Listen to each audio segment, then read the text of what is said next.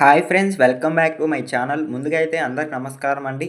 తెలంగాణ రాజీవ్ వికాసానికి సంబంధించి ఒక బిగ్ బ్రేకింగ్ న్యూస్ అయితే రావడం జరిగిందండి.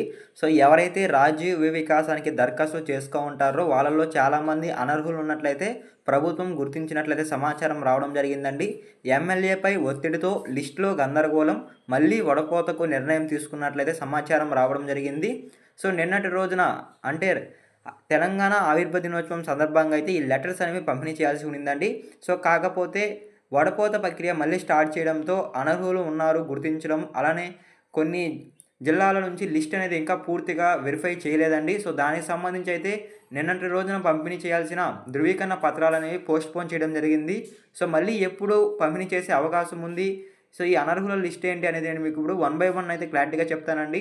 అందుకంటే ముందు మన ఛానల్ ఎవరైనా ఫస్ట్ టైం కనుక విజిట్ చేస్తుంటే ఛానల్ చూసి కంటెంట్ నచ్చినట్లయితే ప్లీజ్ సబ్స్క్రైబ్ చేసి మాకు సపోర్ట్ చేయండి. తెలంగాణ నుంచి వచ్చే లేటెస్ట్ అప్డేట్స్ మీరు మిస్ అవ్వకుండా ఉండాలంటే మన టెలిగ్రామ్ ఛానల్ అయితే ఫాలో చేయండి. టెలిగ్రామ్ ఛానల్లో మెసేజ్ రూపంలో అయితే అప్డేట్స్ అనేవి పోస్ట్ చేయడం జరుగుతుంది. ఎవరికైనా ఇంట్రెస్ట్ ఉంటే డిస్క్రిప్షన్లో లింక్ అనేది అవైలబుల్గా ఉంది, ఒకసారి విజిట్ చేసి నచ్చితే ఫాలో చేయండి. సో ఇక లేట్ చేయకుండా అయితే డైరెక్ట్గా అయితే వీడియోలోకి వెళ్ళిపోదామండి. సో ముందుగా చూసుకున్నట్లయితే కేబినెట్ చర్చకే అనర్హుల జాబితా రిలీజ్ చేయాలని సీఎం రేవంత్ రెడ్డి గారు అయితే ఆదేశించడం జరిగింది. ఒక్క అనర్హుడికి కూడా సాయం అందకూడదని ఆదేశాలు అయితే సీఎం రేవంత్ రెడ్డి గారు అయితే జారీ చేయడం జరిగింది. స్కీమ్ను 5 నెలల్లో 5 విడతలుగా ఇవ్వాలని నిర్ణయం తీసుకున్నట్లయితే సమాచారం రావడం జరిగింది. సో ఈ విధంగా అయితే సీఎం రేవంత్ రెడ్డి గారు అయితే ఆదేశాలు అయితే జారీ చేయడం జరిగిందండి. సో ముందుగా చూసుకున్నట్లయితే రాజీవ్ వికాసం లబ్ధిదారుల ఎంపికలో గందరగోళం చోటు చేసుకున్నది. తొలి విడత కోసం ఎమ్మెల్యేలు అలానే ఎంపికలు చేసిన జాబితాలో అనర్హులకు చోటు దక్కినట్లయితే తెలుస్తుంది. దీంతో మళ్ళీ అర్హులను సెలెక్ట్ చేసేందుకు అప్లికేషన్లను వడపోయాలని నిర్ణయించుకున్నట్లయితే సమాచారం రావడం జరిగిందండి. ఈ స్కీమ్ను తెలంగాణ ఆవిర్భ దినోత్సవం రోజే మొదలు పెట్టాలని అయితే సర్కార్ అనుకునింది. కాకపోతే ఈ అనర్హులు ఉన్నారని గుర్తించడంతో అయితే దీన్ని పోస్ట్‌పోన్ చేయడం జరుగుతుందండి. సో మీకు క్లారిటీగా అయితే అర్థమైంది అనుకుంటున్నాను.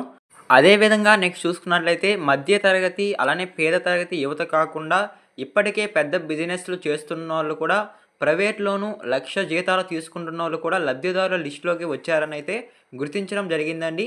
45 ఏళ్ళు పైబడినోళ్ళు కొన్ని చోట్ల, అలానే 60 ఏళ్ళు వయసున్నోళ్ళు కూడా కొన్ని చోట్ల అయితే ఈ స్కీమ్కు అప్లై చేసుకున్నట్లయితే గుర్తించడం జరిగింది.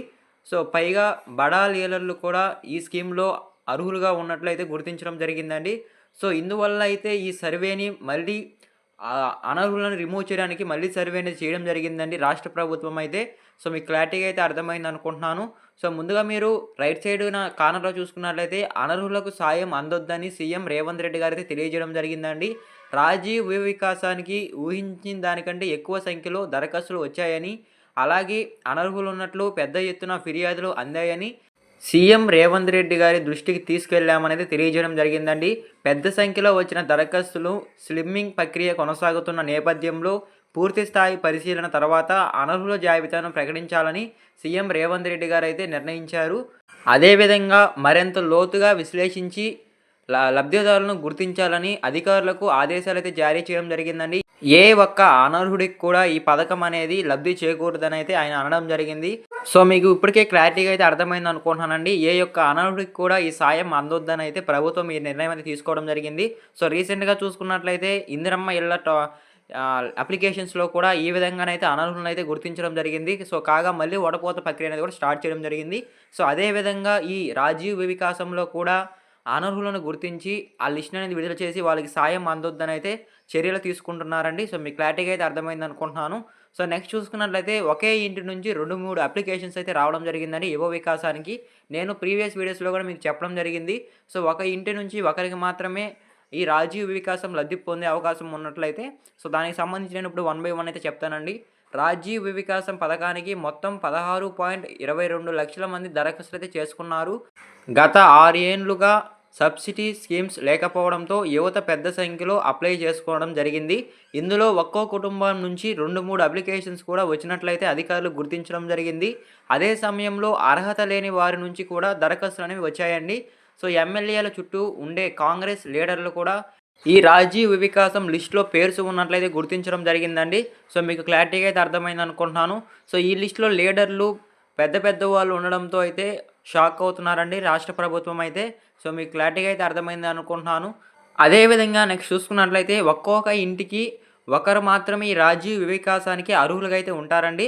సో, వాళ్ళు కూడా ఇంతకుముందు రాష్ట్రం నుంచి గానీ, బ్యాంకు నుంచి గానీ 5 సంవత్సరాల లోపు గనక మీరు లోన్స్ తీసుకొని గనక ఉన్నట్లయితే వాళ్ళకైతే ఈ పథకం అనేది వర్తించదండి.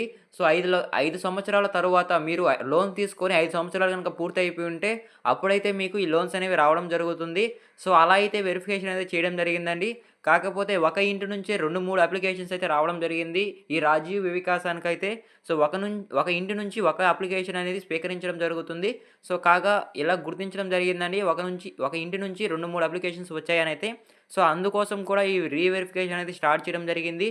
సో, మరొకసారి చూసుకున్నట్లయితే మరికొన్ని జిల్లాల్లో ఈ లబ్ధిదారుల ప్రక్రియ అనేది పూర్తయిపోయి అర్హుల ఫైనల్ లిస్ట్ కూడా రెడీ అయిపోయి ఉందండి. కాకపోతే కొన్ని జిల్లాల్లో ఈ విధంగా ఉంది కాబట్టి వాళ్ళైతే అర్హుల లిస్ట్ అనేది ఇంకా రిలీజ్ చేయలేదు. సో, మీకు క్లారిటీగా అయితే అర్థమైందనుకుంటున్నాను.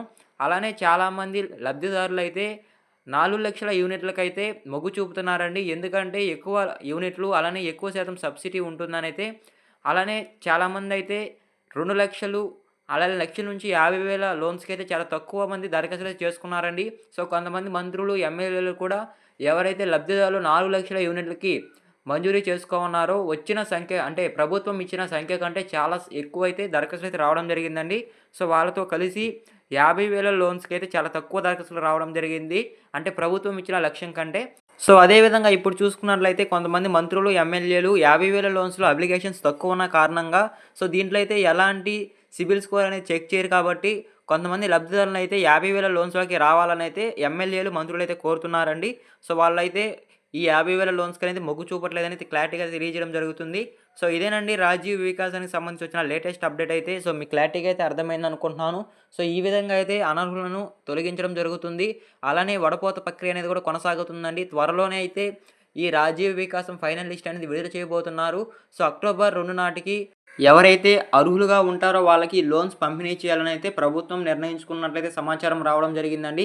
సో, ఈ ఫైనల్ లిస్ట్ అనేది త్వరలోనే అయితే రిలీజ్ చేయబోతున్నారు. మళ్ళీ రీవెరిఫికేషన్ చేసి. సో, అంతవరకు అయితే వెయిట్ చేయండి. సో, ఏదైనా అప్డేట్ వస్తే నేనైతే మీకు ఈ వీడియోస్ ద్వారా అయితే తెలియజేస్తాను. అలానే లేటెస్ట్ అప్డేట్స్ మీరు మిస్ అవ్వకుండా ఉండాలంటే మన ఛానల్ని సబ్స్క్రైబ్ చేసుకొని బెల్ ఐకాన్ అయితే ఆన్లో పెట్టుకోనండి. అలానే మన టెలిగ్రామ్ ఛానల్ అయితే ఫాలో చేయండి. డిస్క్రిప్షన్లో లింక్ అనేది అవైలబుల్గా ఉంది. ఒకసారి విజిట్ చేసి నచ్చితే ఫాలో చేయండి. మరొక ఇంట్రెస్టింగ్ పెడితే మీ ముందుకు వస్తాను. అంతవరకు జై హింద్.